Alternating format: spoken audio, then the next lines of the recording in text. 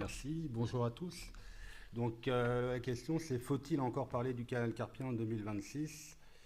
Ben, je vais faire assez court. Oui, oui, et peut-être pas pour les raisons qu'on peut croire. Parce que finalement le canal carpien, c'est 180 000 interventions par an en France, c'est une prévalence d'environ 5% dans le monde, et c'est aux États-Unis la deuxième cause la plus fréquente d'arrêt de travail prolongé.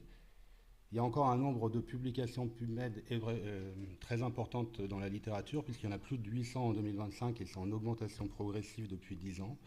Donc on pourrait penser qu'on a fait le tour de la pathologie, qu'on sait tout sur le diagnostic, le traitement, les suites et tout.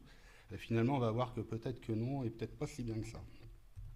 Alors tout d'abord pour le diagnostic, bien entendu le gold standard c'est l'électromyogramme. Ça reste la référence avec la graduation de la sévérité du canal carpien pour faire donc le diagnostic, le pronostic, et c'est un intérêt également dans le dossier d'un point de vue médico-légal.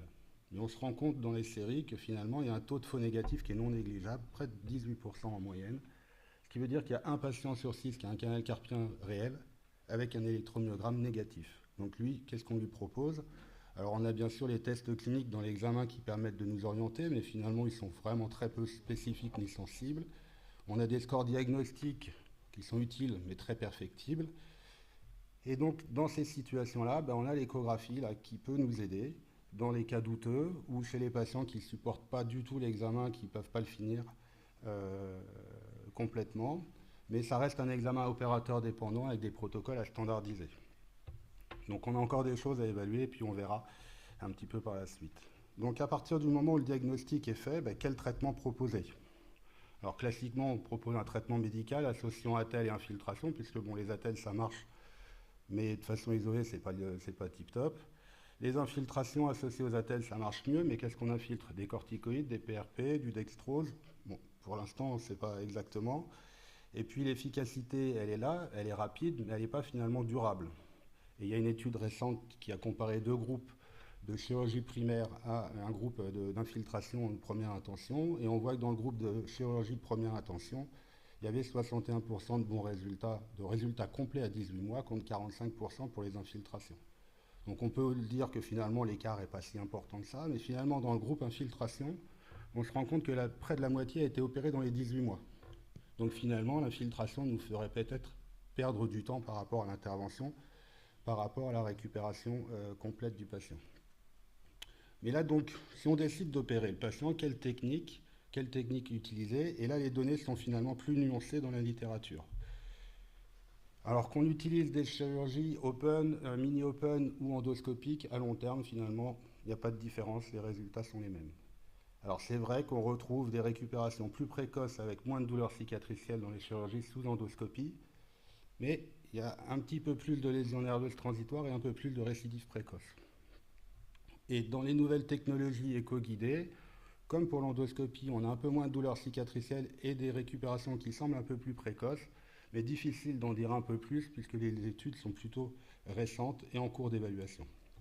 Donc finalement, ce qu'on retient, c'est que plus que la technique, c'est l'opérateur qui compte et la technique qu'on l'utilise et qu'on a l'habitude de l'utiliser, celle que l'on maîtrise pour pouvoir en parler le mieux avec le patient. Parce que ben, derrière cette chirurgie qui est banalisée, ben, il y a des complications. On a vu les complications, les lésions nerveuses transitoires, mais il y a également des lésions nerveuses permanentes, vasculaires ou tendineuses, qui sont certes plus rares, mais qui sont sacrément embêtantes. Et en dehors de ces lésions sévères, des complications sévères, on a des complications moins sévères, mais qui sont beaucoup plus fréquentes.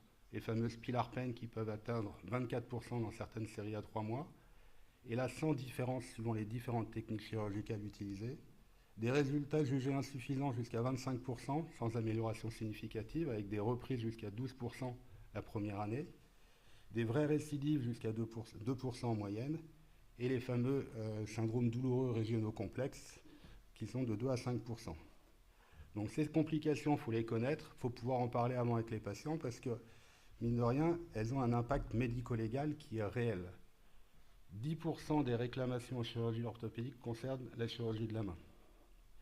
Et bien entendu, les lésions nerveuses graves dont on a parlé entraînent des réclamations, mais le plus souvent, c'est dû à une information insuffisante, des alternatives non exposées, un retard diagnostique ou un retard de suivi, avec des retentissements professionnels qui sont parfois sévères, avec d'importantes indemnisations. Donc, l'information préopératoire et l'écoute post-opératoire sont des protecteurs médico-légaux. Ça, c'est indispensable de bien en parler avec le patient. Et finalement, la chirurgie ne représente que la moitié du travail dans la prise en charge du canal carpien. Alors, qu'est-ce qu'on peut faire pour améliorer tout ça? Alors, on en a parlé tout à l'heure. Ça peut faire un peu peur, mais l'intelligence artificielle est là, elle est bien présente et elle peut nous aider dans 3 domaines. Premièrement, dans le diagnostic, où elle va améliorer le diagnostic échographique avec des mesures automatiques de la surface du nerf médian. Donc dans les cas douteux, on peut faire l'échographie avec ces mesures automatisées, avec la chirurgie finalement d'un patient dépisté et qui peut s'améliorer. Ça peut nous aider également dans la prédiction des résultats post-opératoires. Actuellement, en utilisant des indicateurs bien précis, cliniques ou électriques, on peut prévoir de façon assez précise le pourcentage d'amélioration qu'on peut avoir, avec notamment dans le cas des séries patients de 65 ans, obèses avec des symptômes de plus de 4 ans, ben, finalement on a 32% de chance ou de risque d'avoir un résultat insuffisant. Alors c'est pas pour autant qu'il ne faut pas l'opérer, mais il faut prévenir le patient et qu'on soit sûr du même objectif et qu'il n'y ait pas d'écart dans ce que nous on propose et ce que le patient pense avoir obtenir. Et enfin, avec l'IA générative, on va pouvoir également améliorer l'information préopératoire, avec notamment un patient qui va avoir une réponse à un certain nombre de questions avant la consultation, ce qui permettra d'avoir une consultation plus ciblée et finalement plus centrée, avec une meilleure adhésion du patient qui correspondra à une réponse à ses problèmes. Donc l'IA n'opère pas, attention, hein, elle aide à voir, elle aide à prévenir et prédire, et elle aide à informer. Et le deuxième point, c'est améliorer notre mesure des résultats, et notamment la mesure des résultats vus du patient, avec l'élaboration des PROMS et des PREMS. Donc les PROMS, c'est les questionnaires qu'on connaît tous. Alors le plus connu pour nous, c'est le Quick Dash, mais il y en a d'autres qui sont plus spécifiques du canal carpien. Et des questionnaires qui sont plus en rapport avec le retour d'expérience du patient, le QPasserelle. Donc ça, on peut les utiliser avant et après l'intervention, et qui aura essentiellement comme but d'identifier les patients à risque de mauvais résultats ou les patients qui vont avoir tendance à sortir des courbes habituelles et qui vont être précocement des non-répondeurs. Donc on pourra rattraper peut-être plus rapidement. Et c'est intéressant et important de faire tout ça dans le cadre d'un registre pour avoir une comparaison entre chirurgiens et améliorer nos pratiques. Alors attention quand même avec ces PROMS et ces PREMS, c'est des indicateurs que les autorités aiment beaucoup. Et le truc, c'est que finalement, même si les patients apportent une relation,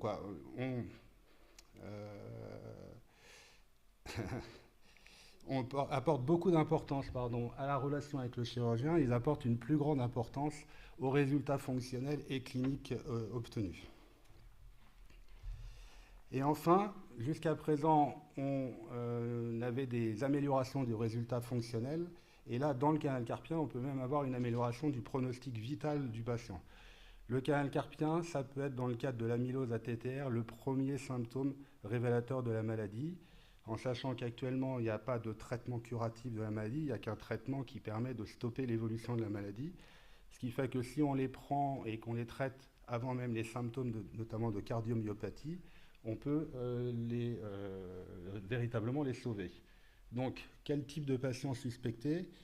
C'est surtout le canal carpien bilatéral chez l'homme de plus de 50 ans ou chez la femme de plus de 60 ans. Le patient qui a une récidive de canal carpien ou qui a une pathologie de sténose lombaire ou une pathologie cardiaque associée. Le patient qui va avoir des doigts à ressauts multiples ou des lésions des ruptures des tendons de la coiffe des rotateurs ou une rupture du biceps distal. Donc chez ce patient, que faire? Il faut lui faire pendant l'acte chirurgical une biopsie ténosynoviale. On peut le faire quelle que soit la technique utilisée, open, mini-open ou sous endoscopie. Et il faut demander une analyse anapathe au rouge Congo. Et finalement, dans les séries, on se retrouve avec 15 à 29% de biopsie positive. Ce n'est pas négligeable. Et quand la biopsie est positive, il faut adresser le patient au cardiologue. Alors attention, la biopsie positive ne veut pas forcément dire que le patient a une amylose. Et dans certains cas très précis, où on se retrouve avec des patients avec de nombreux facteurs de risque associés, et le canal carpien, il est possible de l'adresser directement avant le début de la prise en charge, notamment pour les patients qui ont des pathologies cardiaques déjà présentes, pour justement essayer de stopper la maladie. Alors le futur, qu'est-ce que ça va être? Bon, on va aller assez court. Il y a pas mal d'évolutions dans l'étude des biomarqueurs et de la génétique, avec a priori quand même un côté génétique dans le canal carpien qui commence à être démontré. Et en associant ces biomarqueurs avec une intelligence artificielle multimodale, on pourrait arriver à obtenir une prédiction individuelle peut-être plus précise et plus intéressante. Et dans les cas des formes très sévères avec une atrophie ténarienne fixée, là où la chirurgie seule, la décompression seule ne suffit pas, il pourrait être intéressant de mettre en place des hydrogels neuroprotecteurs, mais c'est en cours d'évolution, en cours d'analyse et d'étude. Donc les différents points clés qu'on peut retenir, c'est est-ce qu'il faut encore parler du canal carpien? Oui, puisque l'indication prime sur la technique, avec finalement des résultats chirurgicaux d'emblée qui semblent meilleurs que l'infiltration.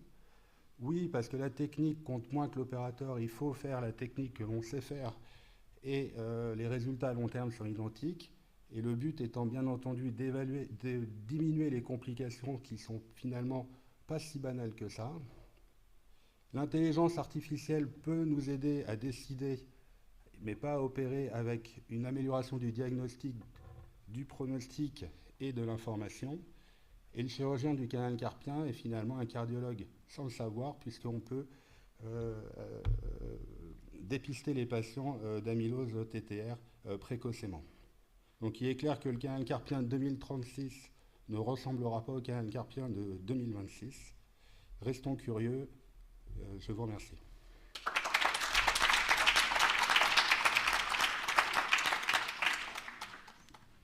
Merci Morgane pour cette super conférence, notamment pour les qui a bien remis, je pense, tout en perspective pour les plus jeunes, parce que c'est des notions qu'il faut absolument que vous maîtrisez. Est-ce qu'il y a des questions? J'en ai une. Je t'en prie. Morgane, oui, vraiment, merci beaucoup. C'était très clair et une superbe mise au point sur tous les aspects de ce problème fréquent. À l'aune de l'Office Surgery, comment tu envisages les choses alors qu'on voit qu'on prend un chemin sur des biopsies de plus en plus fréquentes, de plus en plus ciblées, etc., mais des biopsies, sachant qu'il faut quand même pas mal de matériel pour pouvoir typer l'amylose. Comment tu vois ça? Merci pour la question. Alors, il est clair que l'Office Surgery est en grand développement, et notamment avec les techniques sous échographie, sous contrôle échographique, où finalement il y a deux grandes techniques chirurgicales, où finalement il y a la première qui est un peu plus ancienne, qui correspond au mini-open sous contrôle échographique, où finalement on peut quand même peut-être par la voie de mini-open arriver à prendre de la synoviale au niveau des tendons fléchisseurs au poignet, même si on sait qu'il y a un peu moins de sensibilité au niveau des résultats qu'au niveau du canal carpien, mais on peut quand même avoir cette biopsie. En revanche, les techniques avec les deux points de part et d'autre du canal carpien, les speed release, là pour le coup on ne pourra pas avoir de biopsie. Donc c'est sûr que ça, en effet, par rapport à l'évolution et des connaissances sur l'amylose, ça va poser un réel problème. Et par rapport à cette question d'office surgery, je pense que plus on passe en office surgery, plus il faut qu'on soit vigilant sur notre information. Oui. Tu le disais, c'est une intention qui est hyper fréquente. Tout le monde connaît quelqu'un qui s'opère du canal carpien. Du coup, les gens, ils ont du mal à comprendre qu'au bout de quelques semaines, ils aient du mal à serrer la main, ils aient mal quand ils appuient. Et tu parlais de l'information, et je trouve que plus on sera light dans notre prise en charge en termes de matériel, en termes de temps, en termes de taille de cicatrice. De toute façon, ce rétinaculum, on le coupe à chaque fois, donc il faut qu'on soit d'autant plus vigilant sur l'information qu'on donne et la façon dont c'est reçu. Enfin, je pense. Oui, non, il est clair qu'en fait, il faut... et c'est là où, justement, les modèles d'intelligence artificielle tels qu'ils commencent à être développés, pour l'instant, C'est pas encore complètement ça pour le préopératoire et l'information, ça l'est beaucoup plus pour ce qui est du post-opératoire et du pronostic. Mais c'est clair que ça peut nous aider à recentrer les vraies problématiques qu'ont les patients. Parce qu'en fait, dans la consultation, le patient arrive avec plein de questions. Nous, en réponse, on lui donne plein d'informations. Et puis, il faut qu'il fasse un peu sa tambouille avec tout ça. Et finalement, ça peut nous aider. Alors après, l'avenir nous dira si ça va continuer de se développer. Mais ça peut nous aider pour justement avoir ces bonnes informations sur les complications possibles et les résultats, et notamment ces résultats incomplets que les patients ne comprennent pas forcément toujours.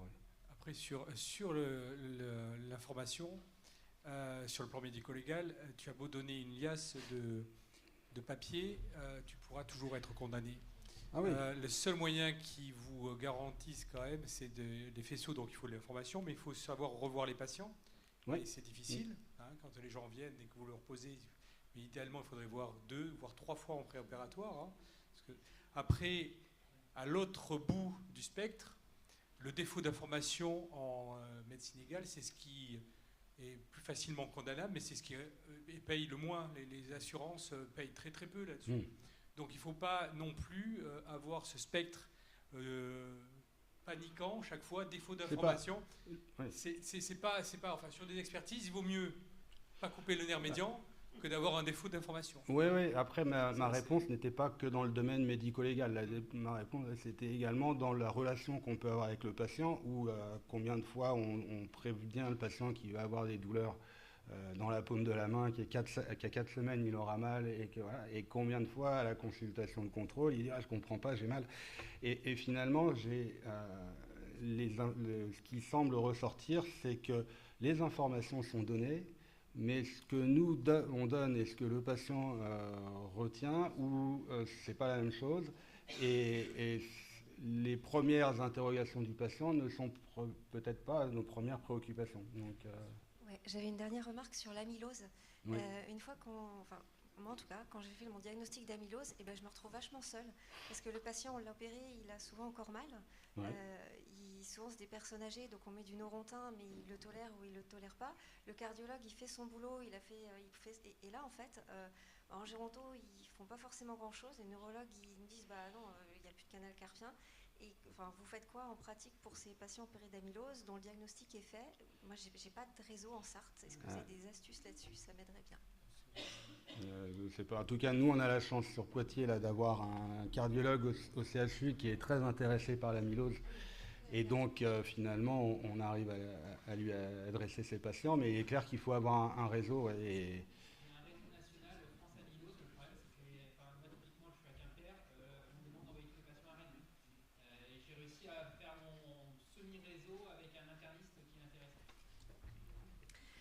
c'est ça, il faut s'appuyer sur les collègues, même si c'est dans la région élargie.